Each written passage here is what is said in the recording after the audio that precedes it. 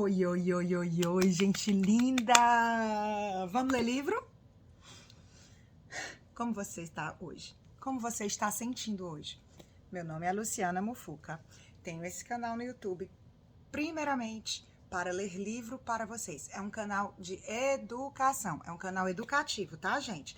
Antes que vocês me perguntem, já inscreveram-se nesse canal? Já ativaram o sininho aqui, nesse ladinho aqui? Já deixaram um comentáriozinho? Like sempre, gente. Gostou ou não gostou do vídeo? Deixa o like, tá joia? E, sobrando aqueles carocinhos de tempo, compartilha essa maravilha se achar pertinente. Então, gente, como eu ia dizendo, a gente tem esse canal no YouTube para ler livros e a gente tá finalizando esse projetinho de português, que daqui a pouco a gente vai começar em inglês. Como que vai ser o meu acento? Será que vai ser melhor do que o nosso primeiro projetinho em inglês? The Wish Tree? Vão lá no meu canal e veja tudo isso. Tá joia, gente? Então vamos começar, porque já tá acabando essa coisa linda. Já tô com outro projetinho engatado, tá? Pra ler pra vocês, né? E a gente vai fazer comentários. Vamos tentar fazer um clube de estudo. Um grupo de estudo, tudo que eu quero, dos livros que a gente tá lendo. E pode ser aqui nessa parte de comentários, tá joia? Depois eu vou gravar um vídeo de dicas da Lulu, mas hoje eu tô doida pra saber o que tá acontecendo com o Miluzinho. Pra saber se ele já conseguiu chegar nas duas gêmeas, né? Nas meninas que vão tentar salvar esse reino, né? Que tá tão capenguinha, né? Vamos lá, gente. Não sei nem qual é o capítulo de hoje, acredito. Gente, olha, eu como Milo, eu tenho um problema com números. Então, o Mr. Matemágico, ele me ajudou muito nesses diazinhos aqui que passaram dali pra cá, né? Eu acho que a gente leu o último capítulo foi Daqui para o Infinito, 15, e hoje a gente vai ler o capítulo 16. E vamos fazer a apresentação dessa coisa maravilhosa, né? De linda. Já estamos com 2 minutos? Sim, mas vale a pena saber que esse livro, ele foi escrito na década de 60. O nome dele em português saiu Tudo Depende de Como Você Vê as Coisas.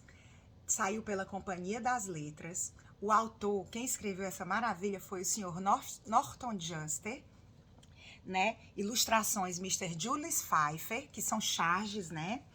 Maravilhosas. Gente, esse livro, ele é muito especial para mim. Eu queria tanto ter lido ele lá no Colégio Cearense, mas, enfim, acabou que chegou nas minhas mãos faz uns 10 anos, faz 11 anos, 11 anos, meu número de sorte.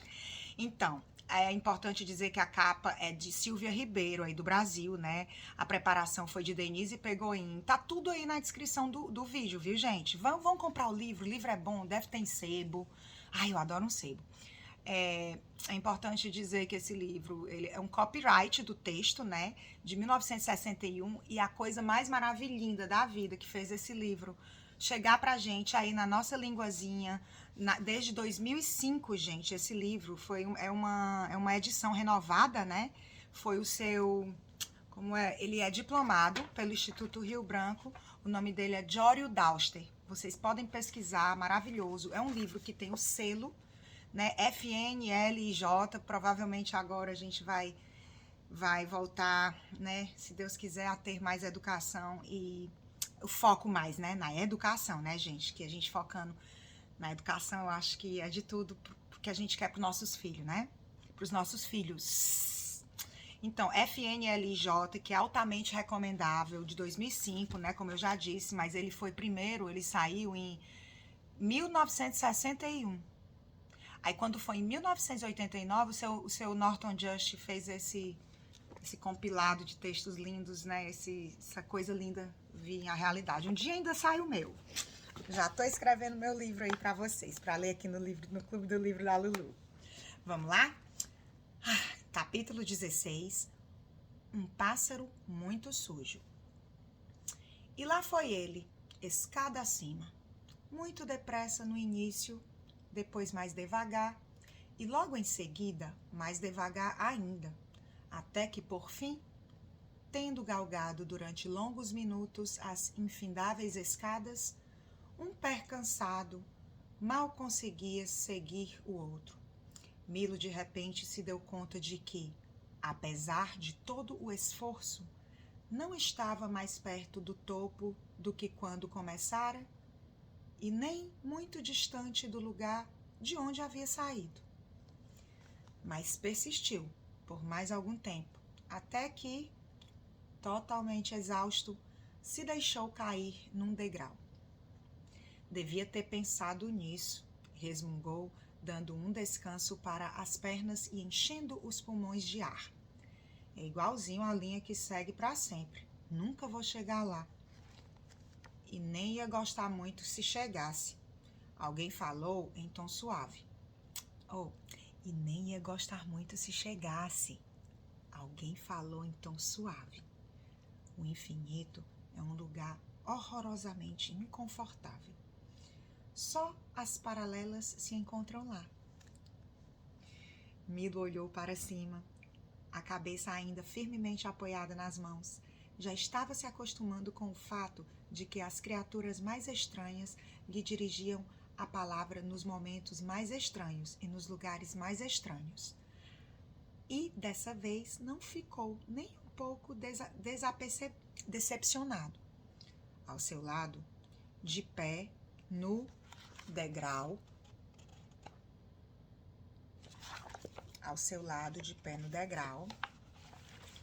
estava exatamente a metade de uma criança que fora dividida ao meio com todo cuidado, da cabeça aos pés.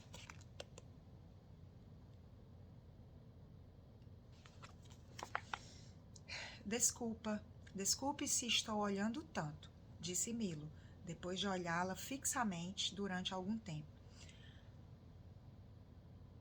Mas nunca tinha visto uma meia criança antes. Para ser preciso, sou 0,58, respondeu a criança com o lado esquerdo da boca, que afinal de contas era o único lado de sua boca. O que foi que você disse? Sou 0,58, ela repetiu, um pouquinho mais do que a metade. Gente, água, viu? Vamos tomar água. Verãozão aí no hemisfério norte, ó.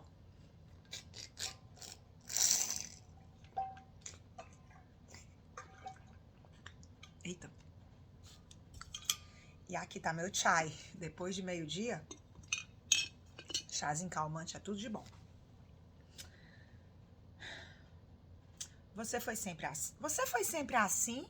Indagou Milo com impaciência, achando que aquele era um detalhe insignificante demais. Deus meu, claro que não, a criança o tranquilizou. Faz alguns anos que eu só era 0,42.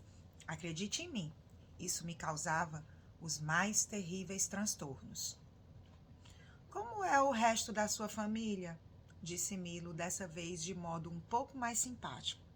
Ah, somos apenas uma família média, disse ele em tom pensativo. Mãe, pai e 2,58 filhos. E como expliquei, eu sou o 0,58. Deve ser muito esquisito ser só uma parte de pessoa, comentou Milo. Nem um pouco, disse a criança. Toda família média possui 2,58 filhos. Por isso sempre tenho alguém para brincar comigo. Além disso, cada família também possui, em média, 1,3 automóvel. E, como sou o único aqui em condições de dirigir 3/10 de um carro, acabo podendo usá-lo o tempo todo. É legal. Mas as médias não são uma coisa real, protestou Milo. Só são imaginárias. Pode ser, concordou a criança, mas às vezes também são muito úteis. Por exemplo, se você não tivesse um tostão no bolso, mas se encontrasse na companhia de 4 pessoas com $10 cada uma, então vocês todos teriam, em média, $8, não é mesmo?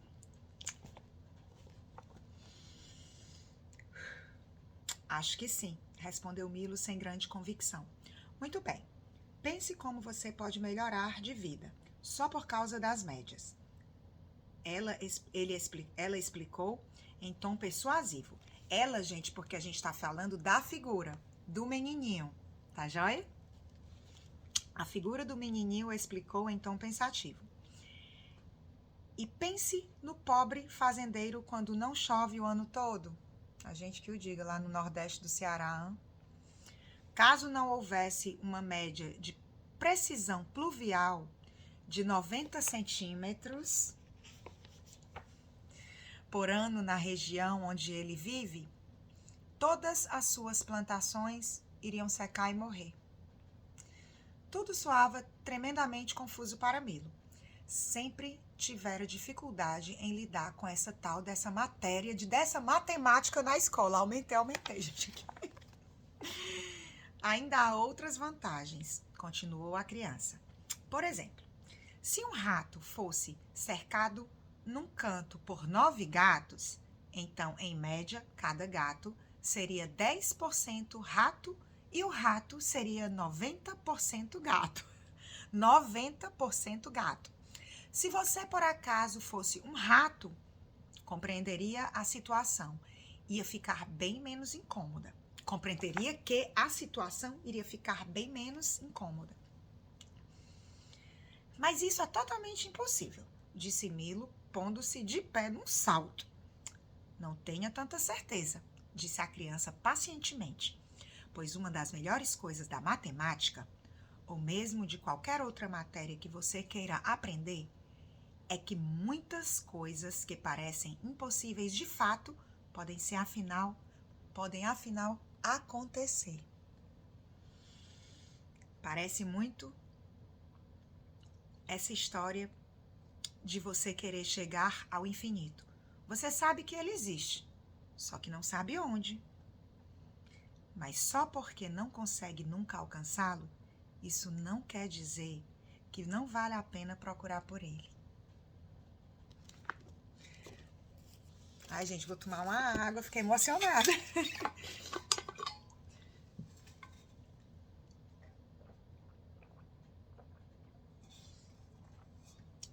Tem que botar o canudinho aqui, ó.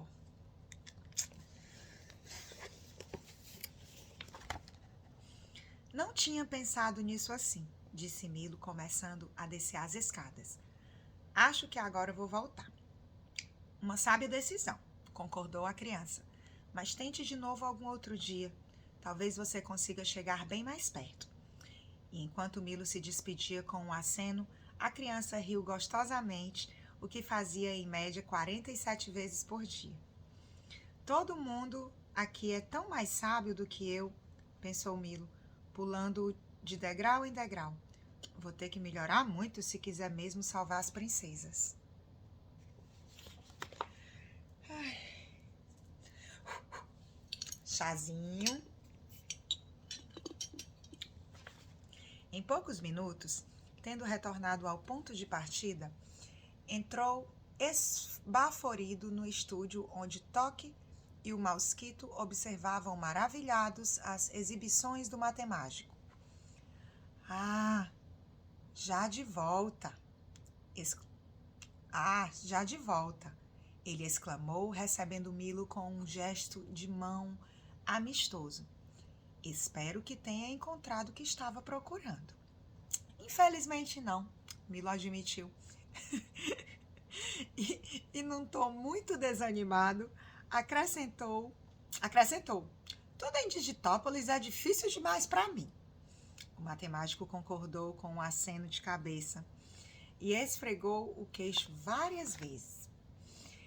Você vai descobrir, observou com carinho, que a única coisa que se pode fazer com facilidade é errar.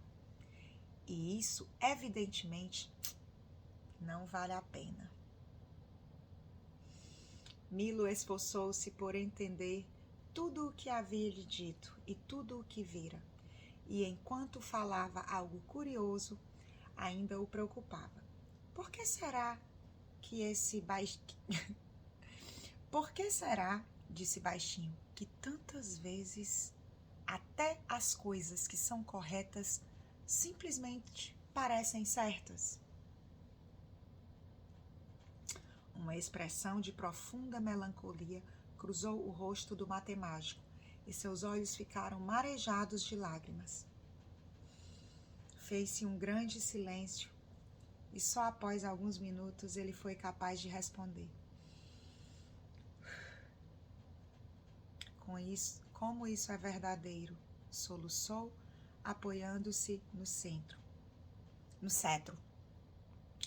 Tem sido assim desde que a rima e a razão foram exiladas, as princesas. Não há dúvida, começou o Mosquito. Pessoalmente, sou de opinião. E tudo por causa da teimosia daquele desgraçado do Azaz. Rugiu o Matemágico, abafando completamente a voz do Mosquito, pois agora sua tristeza havia se transformado em fúria, e ele passara a andar de um lado para o outro do aposento, somando raiva e multiplicando cólera. É tudo culpa dele. Tá em letras garrafais.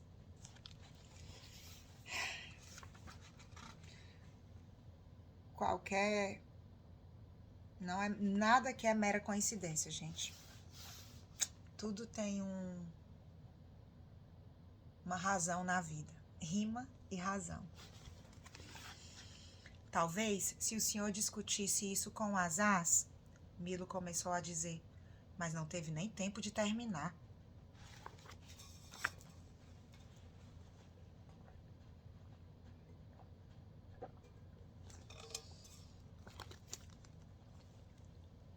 É impossível argumentar com ele, interrompeu o Matemágico outra vez. Por exemplo, ainda no mês passado, enviei-lhe uma carta muito amistosa, que ele não teve a delicadeza de responder. Vejam vocês mesmos.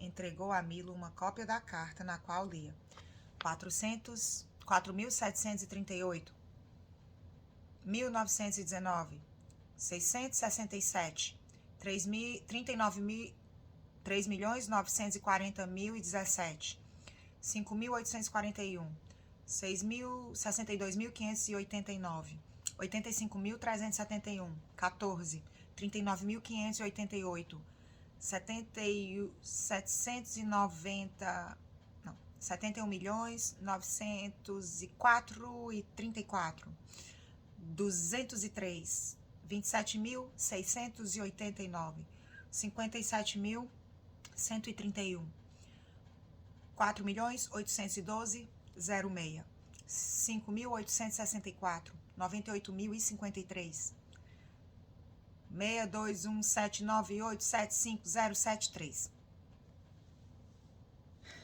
Quem sabe ele não entende de números, disse Milo, que também achou a carta meio difícil de ler.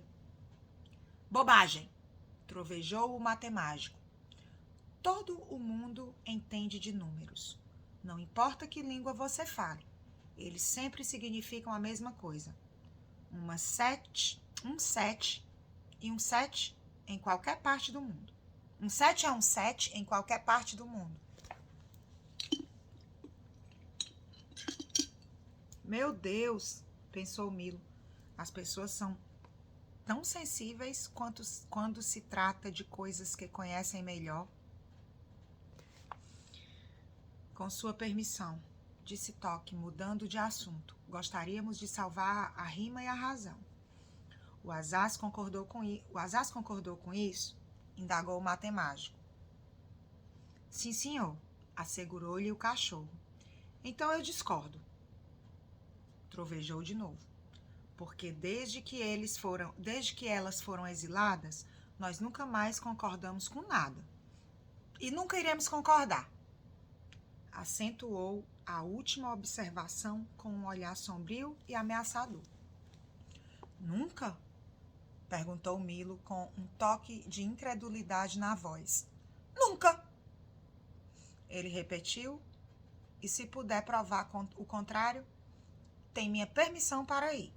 Bem, disse Milo, que havia pensado com muito cuidado nessa questão desde que partira de Dicionópolis.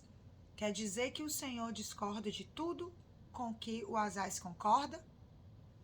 Certo, disse o Matemágico com um sorriso indulgente. e concorda com tudo aquilo de que o Asaz discorda? Também é certo. Também é certo, bocejou o matemático, limpando despreocupadamente as unhas com a ponta do cetro. Então, cada um dos senhores concorda em discordar de qualquer coisa com que o outro concorde, disse Milo com ar de triunfo. E, se ambos discordarem da mesma coisa, isso não significa que estão de acordo? Fui tapeado! Gritou o matemático. Incapaz de se defender, porque por mais que se esforçasse, o raciocínio era imbatível. Esplêndida dedução, comentou Mosquito de modo jovial. Justo o que eu pensava dizer. E agora podemos ir? Perguntou Toque. O matemático aceitou a derrota com elegância, sacudiu a cabeça sem entusiasmo e fez sinal para que os 3 viajantes se aproximassem dele. É uma viagem longa e perigosa, começou baixinho, enquanto uma ruga de preocupação se formava em sua testa. Bem antes que encontrassem as princesas, os demônios saberão que vocês estão lá. Fiquem muito atentos, acentuou, porque quando os virem, talvez já seja tarde demais.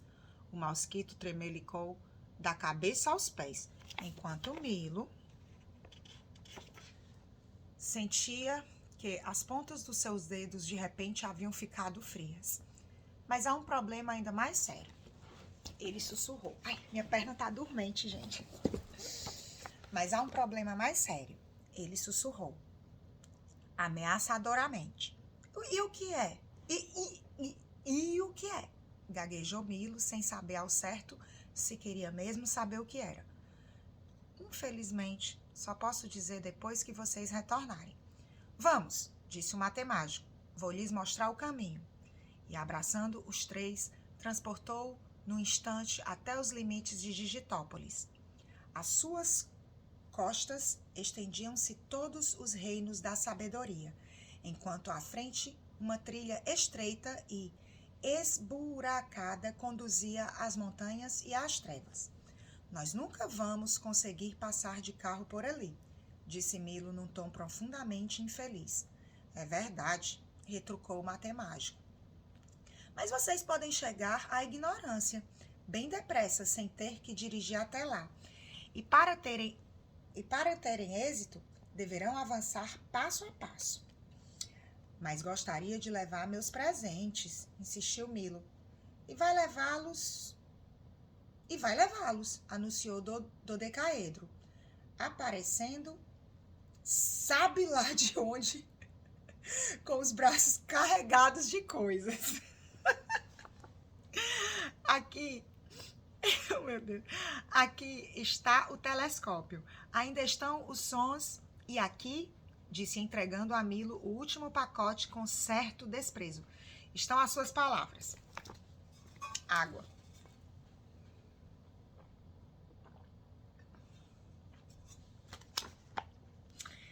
E, o que é mais importante, acrescentou o matemático, aqui está a sua vara de condão. Use-a bem, e não há nada que ela não possa fazer por você. Pôs no bolso do paletó de Milo um pequeno lápis reluzente, que, exceto pelo tamanho, era igual ao cetro. Então, com uma última palavra de encorajamento, ele e o dodecaedro, que simultaneamente soluçavam, franziam a testa, choramingavam e sussurravam.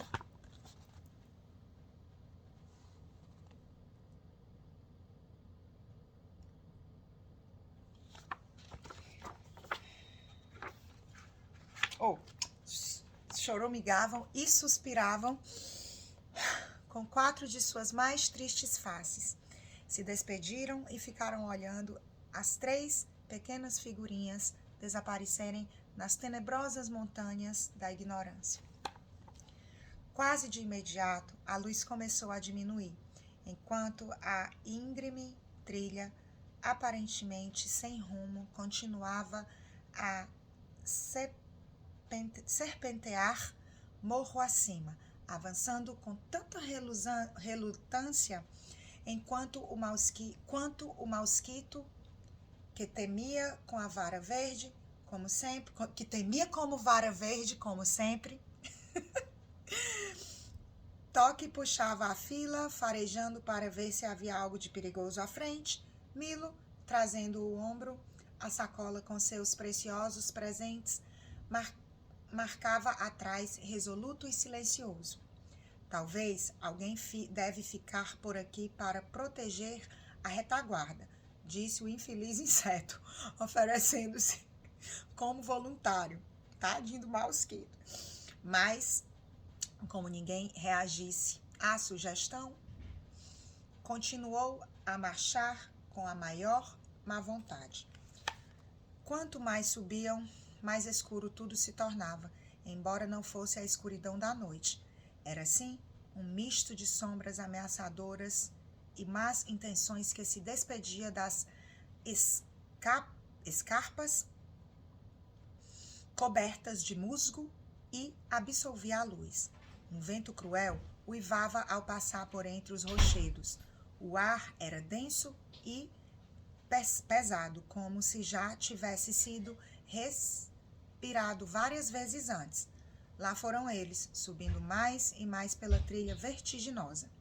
De um lado, paredões de pedra a prumo e tremendos picos que se perdiam nas alturas.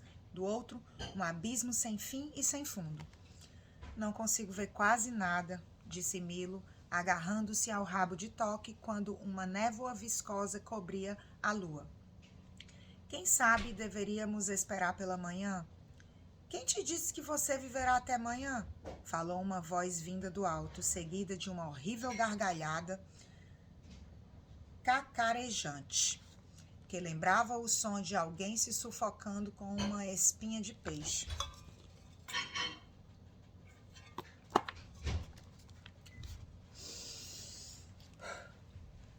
Pousando numa das rochas pegajosas e quase se confundindo com ela, lá estava um grande pássaro desgrenhado e extremamente sujo, mais parecido com um pano de chão imundo do que com qualquer outra coisa. Eu acho que é uma gralha, gente. Né? Parece uma gralha. Ui!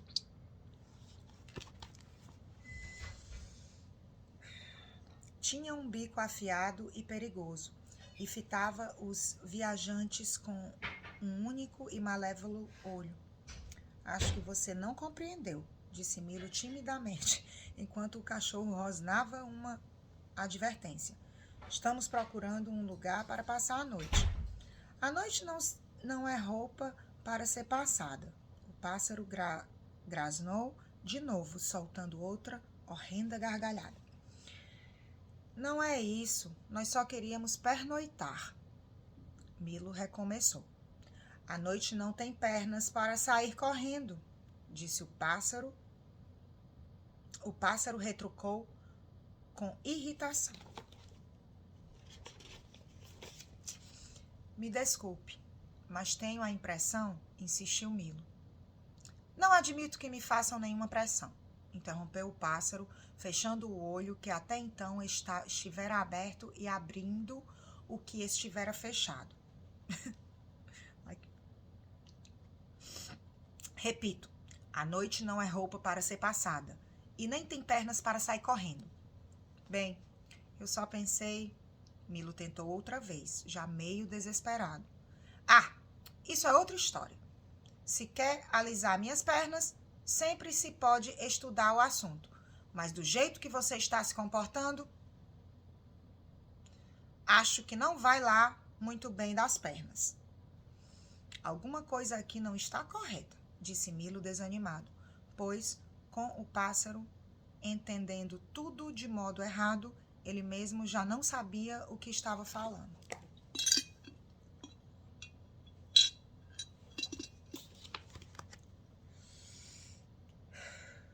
Concordo, disse o pássaro, estalando o bico.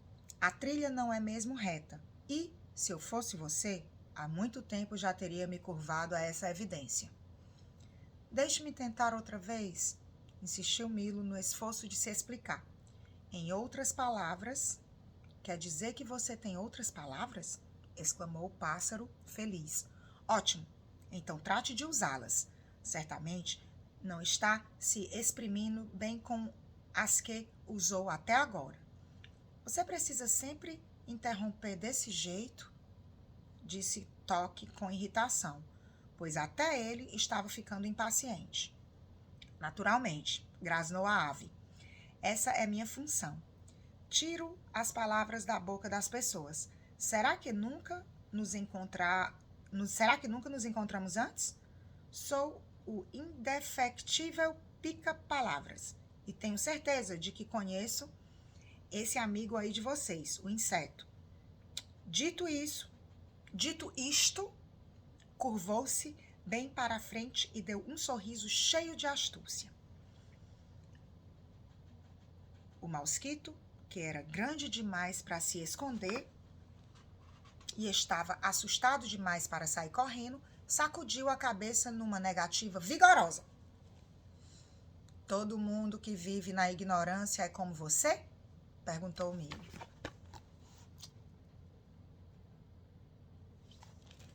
Oh, todo mundo que vive na ignorância é como você? Perguntou o Milo. Muito pior, ele respondeu com um toque de melancolia. Mas eu não vivo aqui. Venho de um lugar muito distante chamado Contexto. Não acha que devia tratar de voltar para lá? Sugeriu o inseto, mantendo um braço à frente do rosto. Que ideia horrível, disse o pássaro tremelicando todo. É um lugar tão desagradável que eu passo a maior parte do tempo fora dele. Além disso, o que poderia ser mais aprazível do que essas montanhas encardidas? Praticamente qualquer outro lugar, pensou Milo, levantando a gola. Perguntou então ao pássaro. Você é um demônio? Infelizmente não, ele respondeu com tristeza. Várias lágrimas lodosas correndo por seu bico. Já tentei, mas o máximo que consegui foi me transformar no incômodo. E antes que Milo pudesse fazer qualquer comentário, bateu as asas imunes e alçou voo, deixando para trás uma nuvem de pó, terra e restos de penugem. Volta aqui, Milo gritou, lembrando-se de muitas outras coisas que desejava lhe perguntar. Me revolta essa conversa, grasnou o pássaro, desaparecendo em meio ao nevoeiro. Ele certamente não ajudou em nada, disse Milo após retomarem a marcha. Foi por isso que eu enxotei, exclamou o mosquito, brandindo energeticamente a bengala. Agora vamos descobrir os tais demônios. Isso pode acontecer mais cedo do que você pensa, observou Toque olhando para trás e vendo que o inseto começara a tremer de novo. A trilha fez uma curva, voltou a subir, e poucos minutos chegaram ao topo da crista, mas apenas para verificar que outra ainda mais alta se levantava diante deles, seguida por vários picos que lhe perdiam nas trevas varridas pelo vento. Ao atingir um curto trecho em que a trilha era larga e plena, viram bem à frente um senhor de aparência muito elegante, encostado confortavelmente no tronco de uma árvore morta. Agora sim.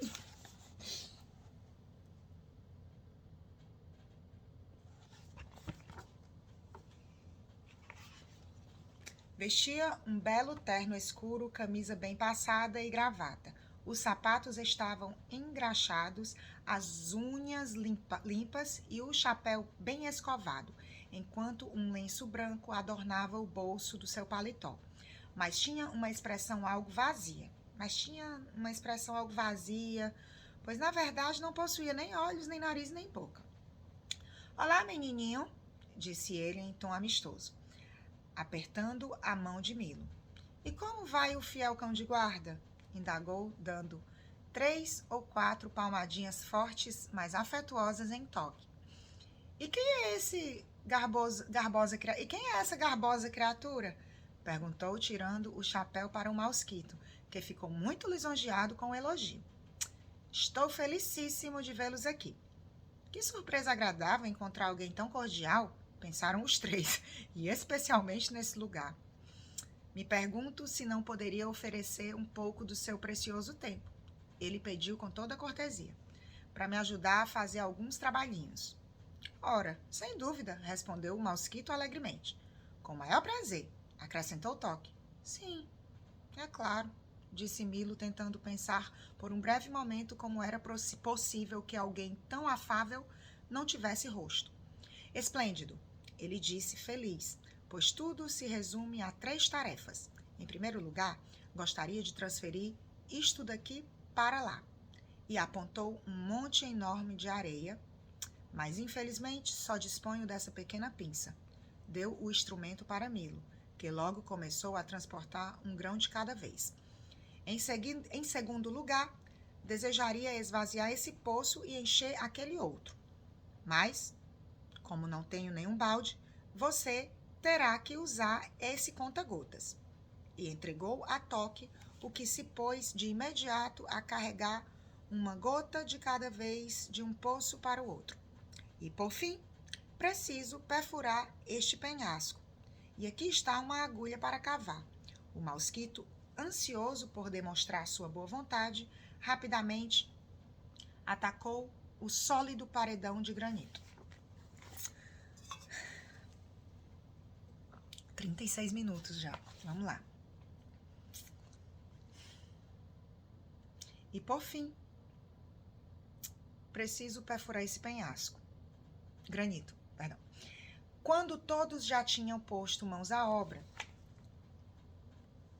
o agradabilíssimo senhor voltou para junto da árvore, encostou-se nela outra vez e continuou a fixar seu olhar vazio na trilha, enquanto Milo, Toque e o mosquito trabalharam hora após hora, após hora, após hora, após hora, após hora, após hora, após hora, após hora. Reticência.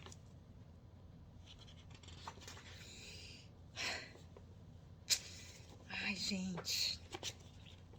Acabou o capítulo. Quase 40 minutos para a gente pensar muito bem. Esse livro eu acho assim, no capítulo 17, que vai ser o próximo, né?